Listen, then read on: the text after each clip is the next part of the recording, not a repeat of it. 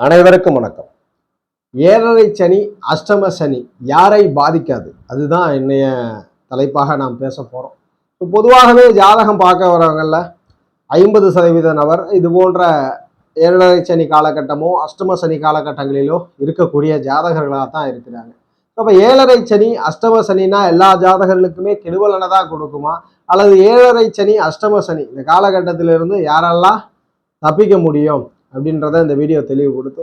முதல்ல சனி மகானை மையமாக வைத்துதான், சனி பயிற்சியை மையமாக வைத்துதான் ஏழரை சனியாகவும் அஷ்டம சனியாகவும் நாம் வர இருக்கிறோம். ராசிக்கு 12ஆம் இடங்களிலே ராசியிலே 2ஆம் இடத்துல சனி மகான் வர்றதுதான் நம்ம ஏழரை சனி என்று முழுவதுமா சொல்றோம். அதுபோல ராசிக்கு 8ஆம் இடத்துல அஷ்டம சனியா நம்ம வர இருக்கிறோம். உங்க ராசியின் அடிப்படையில ராசியிலே சனி மகான் இருந்தாலும் 12ஆம் இடம் மற்றும் 2ஆம் இடத்துல சனி மகான் கோச்சாரத்துல வரும்போது அது ஏழரை சனியாகவும், ராசிக்கு 8ஆம் இடத்துல சனி மகான் அமர்வத நாம அஷ்டம சனியா சொல்றோம். இது இன்னும் விவரிக்கணும்னா பொதுவாகவே சொல்லிடலாம். ராசியிலே சனி மகான் இருப்பதை ஜென்ம சனியாகவும், 2ஆம் இடத்திலே இருப்பது பாத சனியாகவும், 3ஆம் இடத்திலே சனி மகான் வரத சகாய சனியாகவும், 4ஆம் இடத்திலே சனி மகான் வரத அர்த்தாஷ்டம சனியாகவும், 5ஆம் இடத்திலே சனி மகான் வரத பஞ்சம சனியாகவும், 6ஆம் இடத்திலே சனி மகான் வரத ரோக சனியாகவும், 7ஆம் இடத்திலே சனி பகவான் வரத கண்டக சனியாகவும், 8ஆம் இடத்திலே சனி பகவான் வரத அஷ்டம சனியாகவும், 9ஆம் இடத்திலே சனி பகவான் ராசிக்கு 9ஆம் இடத்துல கோச்சாரத்துல வரத பாக்கிய சனியாகவும், 10ஆம் இடத்திலே சனி பகவான் வரத கர்ம சனியாகவும், 11ஆம் இடத்திலே சனி பகவான் வரத லாப சனியாகவும், 12ஆம் இடத்திலே சனி பகவான் வரத அயன சயன போகமான விரயஸ்தானத்துல சனி இருப்பதை விரய சனியாக நம்ம சொல்றோம். இதுல ரொம்ப முக்கியமா பார்க்கக்கூடிய சனி பகவானுடைய அமர்வுன்னு பார்த்தா பாதிக்கக்கூடிய அமர்வுகளாக ஏழரை சனி மற்றும் அஷ்டம சனி காலகட்டம் இருக்கு. அதன் பிறகுதான் அர்த்தாஷ்டம சனி. ஏழரை சனி என்பது 12 ராசி 2ஆம் இடங்கள்ல சனி பகவான் அமருது. இந்த சனி பகவான் ஏழரை வருடம் இந்த 3 ராசி கட்டங்கள்ல பிரவேசம் செய்வார். ராசிக்கு முன்பின் பயணப்படுவார். அந்த காலகட்டத்துல ஜாதகர்களை தாக்கத்தை ஏற்படுத்துறார். அதுபோல ராசிக்கு 8ஆம் இடத்துல மறையும் பொழுது தாக்கத்தை ஏற்படுத்துறார். இப்ப எல்லா ஜாதகர்களுக்குமே இந்த ஏழரை சனியிலே அஷ்டம சனியிலே கெடுபலன் தான் நடக்குமா அப்படின்றத பத்தி தான் விவரிக்க போறோம். ஸோ எந்தெந்த ஜாதகர்களுக்கு எப்படி பலன் நடக்கும், எந்தெந்த மாதிரியான பலன் ஏழரை சனியில நடக்கும், யாரெல்லாம் அந்த ஏழரை சனியை வச்சுக் கொள்வார்கள், அந்த அமைப்புகளிலே பொதுவாக உங்களுடைய சுய ஜாதகத்தின் அடிப்படையில யாருக்கெல்லாம் ராஜ யோகாதிபதியினுடைய தசை நடக்குதோ, யோகாதிபதினா லக்னத்திற்கு யோகாதிபதி அல்ல, உங்களுடைய சுய ஜாதகத்தின் அடிப்படையில நீங்க பிறப்பு ஜாதகத்திலே எந்த கிரகம் யோகமாக அமர்ந்துள்ளதோ அந்த கிரகத்தின் தசை நடந்ததுன்னா நீங்க ஏழரை சனியை பத்தி கவலையப்பட வேண்டாம். அதுபோல அஷ்டம சனியை பத்தி கவலைப்பட வேண்டாம். கண்டிப்பாக நல்ல பலன் இருக்கும். உங்களுக்கு இந்த ஏழரை சனி அஷ்டம சனி எந்த பாதிப்பும் ஏற்படுத்தாது. ஆனால் நம்ம ஆராய்ச்சி பூர்வமாக பல ஜாதகங்கள்ல நேரடியாகவே பார்க்கிறோம். யாருக்கெல்லாம் ஏழரை சனி அஷ்டம சனி நடக்குதோ 90% ஜாதகர்களுக்கு கண்டிப்பாக சரியில்லாத தசை புத்தி நடக்குது. காரகத்தின் அடிப்படையில நீங்க இந்த வீடியோ பாக்குறீங்க, ஏழரை சனி அஷ்டம சனியில பயணம் வர்றீங்கன்னா உங்களுடைய சுயஜாதங்களை எடுத்து பாத்தீங்கன்னா சூரிய தசையில சனி புத்தி அல்லது சனி தசையில சூரிய புத்தி, அல்லது சந்திரனிலே சனி, சனி தசையிலே சந்திர புத்தி, அதுபோல புதன் தசையிலே செவ்வா புத்தி அல்லது செவ்வாய் தசையிலே புதன் புத்தி நடக்கும். அதுவும் இல்லைன்னா குரு தசையில சுக்கர புத்தி, சுக்கர தசையில குரு புத்தி, காரக முரண்பாடு கொண்ட கிரகங்களுடைய தசா புத்தி கண்டிப்பாக நடக்கும். இது நீங்க 100% பார்க்கலாம். அப்ப என்ன பண்ணுது, ஏழரை சனி அஷ்டம சனி இந்த காலகட்டத்துல யாரெல்லாம் பயணப்படுறீங்களோ அவர்களுக்கு சுய ஜாதகமும் கண்டிப்பாக அவயோக தசா புத்தி தான் நடக்குது. இப்ப நடக்குது 90% பார்த்துட்டோம். ஒரு 10% மட்டும் ஏதோ ஒரு வகையில அவருடைய கர்ம வினைகளின் அடிப்படையிலே யோகமகா திசையில பயணப்படுறாங்க. அவருடைய பயணமானது ஏழரை சனி அஷ்டம சனியிலையும் பாதிக்கப்படுறதில்லை. அப்படி இருக்க இந்த 90% ஜாதகர்களும் பாதிப்புக்குள்ளாக்க வரானா கண்டிப்பாக அதிலும் சில விதிவிலக்குகள் உண்டு. நாம இப்போ சொல்ல போகின்ற பலன்கள்லாம் ஏழரை சனியில நடக்கும். இந்த பலன்களை எல்லாம் யார் பொறுமையோட கையாளுறார்களோ அவர்கள் இந்த ஏழரை சனி அஷ்டம சனியில வெற்றி பெறுவார்கள். அந்த வகையில வீடியோ பதிவிற்கு முன்பு எப்பொழுதுமே நாம் வலியுறுத்தக்கூடிய விஷயம்தான், ஒரு ஜாதகரை போல இன்னொரு ஜாதகருக்கு வாழ்க்கை அமைய போறதே இல்லை. இதை ஜோதிடம் உறுதிப்படுத்தி விட்டது. அதனால் ஒருவரோட இன்னொருவர் ஒப்பிடுவது என்பது தவறான ஒரு செயல். ஒவ்வொருவரும் இந்த பூமியிலே ஏதேனும் ஒரு காரணத்தின் அடிப்படையிலே காரகத்தின் அடிப்படையிலே படைக்கப்பட்டவர்கள்ன்றத முழுவதுமா உணரணும். அறிவியலும் உறுதிப்படுத்துகிறது, ஒரு மனிதனுடைய வாழ்க்கை போல இன்னொரு மனிதருக்கு அமையாது என்பது. எப்படி என்றால் முழுவதுமாக கிரகங்களை மையமாக வைத்துதான் ஜோதிட பலன் கொடுக்கிறோம். அந்த வகையிலே இன்றைய தினம் பிரபஞ்சத்தில் கிரகங்கள் எங்கு சுழண்டு கொண்டே இருக்கிறதோ மீண்டும் அந்த இடத்தை அடைய போறதே இல்லை, சூரியன் முதற்கொண்டு. அதனால் அறிவியலும் உறுதிப்படுத்துகிறது, ஒரு மனிதரை போல இன்னொரு மனிதருடைய வாழ்க்கை அமைய போறதில்லை. அதுபோல் ஒரு மனிதன் யோகமகா திசையிலே பயணப்படும் பொழுது பெருமுயற்சியோ பெருமுயுகமோ மேற்கொள்ளனா கூட சமூகத்திலே பெயர் புகழ் அங்கீகாரம் கிடைச்சிவிடும். அவயோக மகாத செயலை பயணப்படும் பொழுது பெரும் வியூகம் பெரும் முயற்சிகள் மேற்கொண்டாலும் கூட தோல்விகள் தான் இருக்கும். ஒரு இடத்தில் தங்கி இருக்கக்கூடிய சூழலும் கடின பலனுமே அதிகமா நடக்கும்.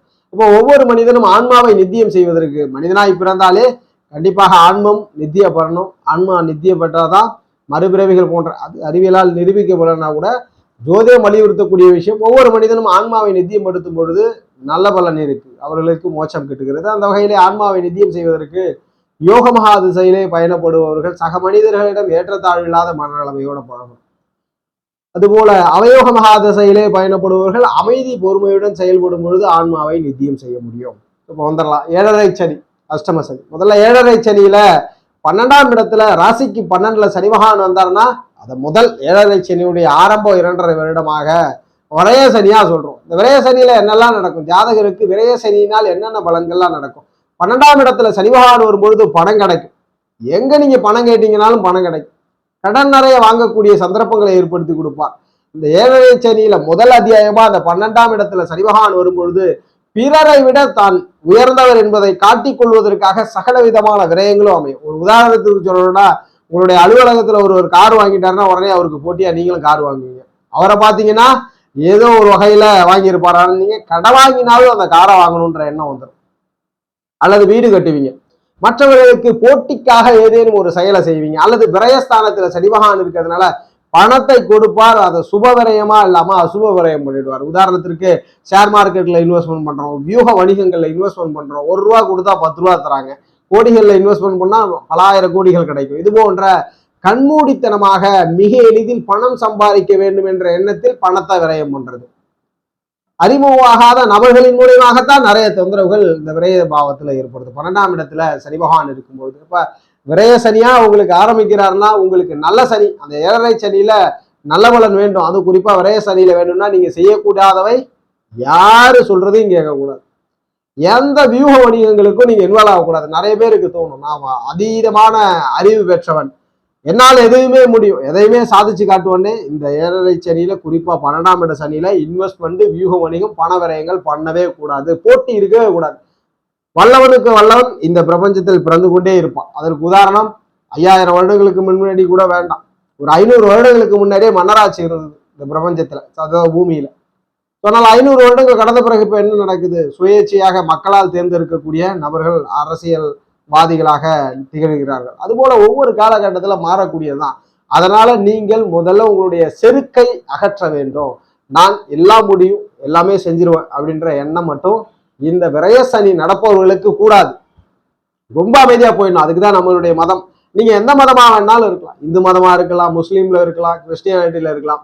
உங்களுடைய மத கொள்கைகள்ல உறுதியா இருக்கணும். எல்லா மதங்களும் ஒண்ணுதான் சொல்லுது, தீய பலன் நடக்கும் பொழுதும் அவயோக சூழ்நிலைகளிலும் அமைதி பொறுமையா இருக்கணும். அதுதான் ஜோதிடமும் வழிபடுத்துது. விரயசனி நடக்கிறவங்க எந்த நிலையும் வேண்டாம், அமைதியா நீங்க பொறுமையா என்ன செய்தீர்களோ அதை செய்து வரணும். வீணா இன்வெஸ்ட்மெண்ட் பண்றது அல்லது பெரும் சாதனைகள் புரியுறேன்னு இந்த 12ஆம் இடத்துல சனி பகவான் இருக்கிற செய்யக்கூடாது. இதை யார் செய்யலையோ அவர் விரய சனியில வெற்றி பெறுகிறார். அடுத்து ஜென்ம சனி காலகட்டம். ஜென்ம சனியில யாரெல்லாம் வெற்றி பெற முடியும், ஜென்ம சனியில யாரெல்லாம் சக்சஸ் பண்ண முடியும் கெடுபலன் இல்லாம. ஜென்ம சனியில சனி பகவான் வந்தா என்ன பண்ணுவார், ராசி மேலே சனி பகவான் பிரவேசம் செய்யறது தான் ஜென்ம சனின்னு சொல்றோம். 2.5 வருஷம் ராசி பீடத்திலே இருக்க போகிறார். மனதில் இருக்கக்கூடிய எச்சங்களை வெளிப்படுத்திடுவார். முதல் விஷயம் என்ன பண்ணுவார்னா, எதிர்பாலினத்தவர் ரீதியான பிரச்சனையை கொடுப்பார். 3 கேட்டகரியில தான் பிரச்சனை கொடுப்பார். ஒண்ணு எதிர்பாலின ரீதியான பிரச்சனையை கொடுத்துருவார், அல்லது உடல் ஆரோக்கியத்தை சீரழிச்சிடுவார், உடம்புல ஹெல்த் இஷ்யூஸை கொடுத்துருவார். அதுபோல வம்பு வழக்கு நோய் இதெல்லாம் கொடுக்கறது இந்த ஜென்மசனி காலகட்டத்தில் தான். இதுல இருந்து எப்படி தப்பிக்க முடியும் ஜென்மசனி காலகட்டத்துல? ஏன்னா நம்ம பணம் கூட நம்ம அமைதியா இருந்தலாம், ஆனா விபத்து நடக்குது, எதிர்பாராத விபத்து நமக்கு நடக்குது. அதை தடுக்க முடியுமா? தடுக்க முடியாது. அதுபோல எதிர்பாலின ரீதியான பிரச்சனை வருது, தடுக்க முடியுமா? நீங்க ஒரு தவறே செஞ்சிருக்க மாட்டீங்க, ஆனா உங்க மேல கலங்கங்களை சொல்லி விடுவார்கள். அப்ப என்ன விஷயம் நடக்குதுன்னா, நீங்கள் 12ஆம் இடத்துல சனி பகவான் இருக்கும்பொழுது நல்ல முறையில ஜீவனம் செஞ்சிட்டீங்கன்னா, விரயசனியை வெற்றி கொண்டீங்கன்னா ஜென்ம சனியை வெற்றி கொண்டுடலாம். ஏன்னா அங்கு நீங்க விரயசனியில தவறான பலன் செய்தீர்கள் என்றால் அது ஜென்ம சனியாக உங்களை தாக்கும். கடன் பிரச்சனை இருக்கும், எதிரிகளால சூழப்பட்டிருப்பீங்க, உடல் ஆரோக்கியம் பின்னடைவை ஏற்படுத்தி கொடுக்கும், தனிமையை உங்களை அமர்த்தி விடும். ஜென்மசனி நடக்கிறவங்க பார்த்தீங்கன்னா தனியாக தான் இருக்கணும். தனியாக தன்னைத்தானே அழுது கொண்டு இருக்கக்கூடிய சூழலை, வெளியில் சொல்ல முடியாமல் கதறக்கூடிய சூழலை கொடுத்துரும். இந்த ஜென்மசனியிலேருந்து ஒரு ஜாதகர் விடுபடணும்னா எந்த மதமாக இருந்தாலும் நீங்கள் ஆன்மீக எண்ணம் மேலோங்கணும். நீங்கள் ஆன்மீகமே வேண்டாம், கடவுள்லாம் கிடையாது, எல்லா சக மனிதர்னு சொன்னால் ரொம்ப நல்ல விஷயம். இப்போ என்ன பண்ணணும்னா எல்லா மனிதரிடமும் அன்பு, அமைதி, பொறுமையோடு செயல்படணும். எல்லா மனிதர்களுடையும் ஏற்றத்தாழ்வு இல்லாமல் ஜென்மசனியில் நீங்கள் பார்க்கணும். கஷ்டம் இருக்கும், கஷ்டத்தை வெற்றி கொள்வதற்கு, ஜென்மசனியை வெற்றி கொள்வதற்கு மீண்டும் அமைதி, பொறுமை தான். ஜென்மசனியில் வாகனங்களை முழுவதுமாக தவிர்க்கணும். வண்டி வாகனங்களில் பயணத்தை முழுவதுமாக தவிர்க்கணும். அதுபோல உடலில் ஏதேனும் சிறு உபாதை இருந்தால் உடனடியாக மருத்துவரை ஆலோசனை பண்ணணும் ஜென்மசனியில். குறிப்பா ஆப்போசிட் ஜெண்டரா கட்டிய உங்களுடைய துணைவரை தவிர, ஆணாக இருக்கும்போது பெண்ணாக இருந்தாலும் பெண்ணாக இருக்கும்போது ஆண், அவர்களை தவிர வேற யாரோடையுமே விவாதங்களை வைத்துக் கொள்ளக்கூடாது. எதிர்பாலினத்தை திருமணம் நடக்கலையா, எதிர்பாலினத்தை ஒரு 2.5 வருஷத்துக்கு தவிர்த்துருங்க. ஜென்மசனி நடக்குதா வேண்டாம். நல்ல உண்மையா பேசுற மாதிரி இருக்கும், ரொம்ப அன்பா இருக்கிற மாதிரி இருக்கும், ஆனால் பிரச்சனையை கொடுத்து சென்று விடும். ஸோ அப்போ இந்த ஜென்மசனியில ரொம்ப அமைதி பொறுமையோடு இருக்கிறவங்க ஜென்மசனியை வெற்றி கொள்ள முடியும். அடுத்ததாக பாதசனி. 2ஆம் இடத்துல சனி மகான் இருக்கிற என்னென்ன பிரச்சனைலாம் வரும்? ராசிக்கு 2லே சனி மகான் வரும்போது உங்களுடைய வார்த்தை குடும்பத்துல பிரச்சனையை உண்டு பண்ணிடும்.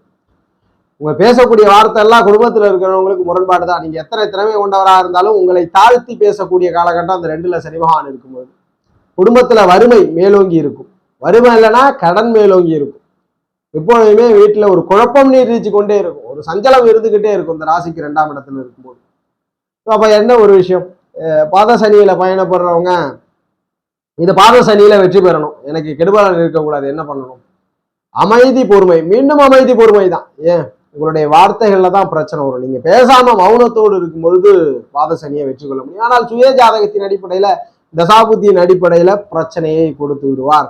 அப்போ ஒரே பதில் தான். 7.5 சனி முழுவதையுமே வெற்றி கொள்வதற்கு அமைதி, பொறுமை. இந்த 7.5 வருஷம் எந்த செயலையுமே புதுவிதமா வியூக வணிகங்களை பண்ணக்கூடாது. மிகப்பெரிய செயல்திறனை வெளிப்படுத்துறோம்னு சொல்லிட்டு புதுவிதமான நபர்களோடு தொடர்பு கொண்டு பங்கு பரிவர்த்தனை கூட்டாளிகளோடு தொழில் ஆரம்பிக்க கூடாது அல்லது வேலை மாற்றக்கூடாது. இதுதான் 7.5 சனியில. அமைதி பொறுமையோட ரொம்ப காமா இருந்தீங்கன்னா 7.5 சனியை வெற்றி கொள்ளலாம். ஆனால் உங்களுடைய தசாபுத்திநாதன் எப்படி இருக்கிறார், யோக தசையில பயணப்படுறீங்கன்னா நீங்க என்ன வேணாலும் பண்ணலாம். அது ஒரு நல்ல ஒரு ஜோதிடரிடம் ஆலோசனை பெற்றுக்கொண்டு புது தொழிலை செய்யலாம், புது விதமான வியூகங்கள்லாம் பண்ணலாம். ஆனால் 7.5 சனியில நாம் இதுவரை கண்டிப்பாக 90% ஜாதகம் 7.5 சனி நடக்குது, அஷ்டம சனி நடக்குதுன்னா பிரச்சனை இருக்கு. ஸோ அது போல அஷ்டம சனி அடுத்த கிரைட்டீரியாவில். அஷ்டம சனியில நல்லா நடக்குது ஒரு ஜாதகருக்கு. அஷ்டம சனி உங்களுக்கு ஆரம்பிச்சிருக்கா, பண இழப்பை கொடுக்கிறார், விபத்தை கொடுக்கிறார், அவமானத்தை கொடுக்கிறார். இந்த 3 விஷயத்தை தான் அஷ்டம சனி கொடுக்கிறார். விபத்து, பண இழப்பு, அவமானம் கொடுக்கிறார். இதை 3மே எப்படி நடக்குது? உங்களுடைய பார்ட்னர், கூட்டாளி, எதிர்பாலினர் இவர்களுக்கு தான் நடக்குது. அப்ப அஷ்டம சனி நடக்க போதுன்னா என்ன பண்ணணும்? பங்கு பரிவர்த்தனை கூட்டாளிகள், ஒப்பந்ததாரரை தவிர்த்தணும். ரொம்ப நாளா பிசினஸ் பண்ணிட்டு இருக்கிறேன், ஆனா இப்போ எப்படின்னா கண்டிப்பா ரொம்ப நாள் கண்டினியூ பிசினஸ் பண்ணா பண்ணலாம். புது விதமான முயற்சி, புது முயற்சிகள் இருக்கக்கூடாது, வியூக வணிகம் இருக்கக்கூடாது. சனி பகவானை பொறுத்த வரைக்கும் ஒரே கொள்கை தான், உழைப்பின்றி ஊதியத்தை எதிர்பார்க்க கூடாது. 7.5 சனியிலையோ அஷ்டம சனியிலையோ உழைப்பில்லாம ஊதியம் கிடைக்குன்னு நினைச்சா ஆபத்தை கொடுத்துரு. அப்ப அஷ்டம சனி ஒரு மனிதனுக்கு கொடுக்கறது அவமானத்தை பெற்று தருது, கடனை பெற்று தருது, வீண் இழப்புகளையும் விபத்துகளையும் பெற்று தருது. இதுல இருந்து யாரால தப்பிச்சுக்க முடியும்? ஒரே கிரைட்டீரியா, அமைதி பொறுமையோட மீண்டும் செயல்படணும். அதுபோல கூட்டாளிகள், ஒப்பந்ததாரர்களை புதுசா ஏற்படுத்திக்க கூடாது. சிம்பிள் டேக்ல சொல்லணும்னா வியூக வணிகங்களுக்கு மீது போகக்கூடாது. சனிபகவானை பொறுத்த வரைக்கும் யாரெல்லாம் 7.5 அஷ்டமமா பீடிச்சிருக்கிறாரோ வியூக வணிகத்தை தவிர்த்தால் வெற்றி நிச்சயமாக ஏற்படுத்தி கொடுக்குறார். ஸோ இப்போ இந்த வீடியோவில் 7.5 சனியில என்ன பலன் நடக்கும்னு சொன்னோம், அஷ்டம சனியில என்ன நடக்கும்னு சொல்றோம். அதை முழுவதுமா தவிர்க்கணும் அப்படின்னா சில பேருடைய ஜாதகங்கள்ல யோக மகாதசை நடக்கிறதுனால அவர்களை பெரிதா துன்புறுத்துறதில்லை. ஆனால் 90% ஜாதகங்கள்ல 7.5 சனி அஷ்டம சனி துன்புறுத்துகிறது. எப்படி துன்புறுத்துகிறதுனா மேல சொன்ன பலன் தான். அதுல இருந்து விடுபடணும் அப்படின்னா எந்த மதமாக நீங்க இருந்தாலும் பிரச்சனை இல்லை, உங்களுடைய மதத்தினுடைய உயரிய கொள்கையை பின்பற்றுங்க. 7.5 சனி, ஜென்ம சனி, 7.5 குறிப்பா ஜென்ம சனி காலகட்டமும் அஷ்டம சனி காலகட்டமும் உங்களை எதுவுமே பண்ணாது. மத நம்பிக்கையே இல்லை. நான் சக மனிதனை நேசிக்கின்றேன், ரொம்ப நல்ல விஷயம். எல்லா மனிதரையும் ஏற்றத்தாழ்வு இல்லாம ஏமாத்தணுன்ற எண்ணம் இல்லாம பழகுங்க. இந்த 7.5 சனி ஆகட்டும் அஷ்டம சனி ஆகட்டும் எந்த பாதிப்புகளையும் கொடுக்காது. ஜோதிட ரீதியான தகவலுக்கு, மேலும் கிரகங்கள் சார்ந்த தகவலுக்கு சேனல்ல நிறைய வீடியோக்கள் இருக்கும், அதை பார்த்து நீங்க தெரிஞ்சுக்கலாம். இல்லை பர்சனல் கன்சல்டேஷன் அல்லது வேறு எதுவும் ஆலோசனைக்கு வாட்ஸ்அப்பில் தொடர்பு கொள்ளுங்கள். வாழ்க வளமுடன்.